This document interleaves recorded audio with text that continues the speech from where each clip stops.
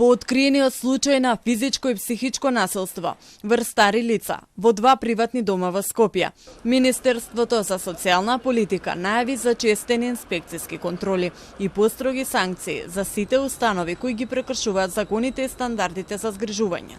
Една од социјалните политики на Министерството е гарантирање на достоинствен живот на старите лица, при што се најавуваат за честени контроли и санкции за сите оние субјекти кои нема да го почитуваат законот и ќе го доведат во прашање здравјето на сместените стари лица. Од Министерството потврдија дека последната контрола во домот на улицата Рудо била спроведена по вонредна представка од граѓани на 25 јули годинава. Оттаму појаснуваат дека токму таа представка произлегла координирана акција со МВР, другите инспекциски служби и обвинителството, со која се откриле тешките злоупотреби.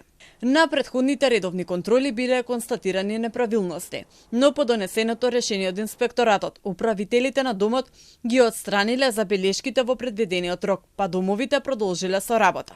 Во домовите во Бутел и Центар, според истрагата, старите лица трпеле физичко и психичко насилство.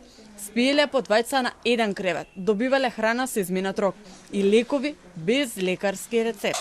Двете осомничени управителки се во притвор, а установите се затворени. На сите згрижени лица им е направен лекарски преглед, а со координација на надлежните органи им е обезбедено ново сместување.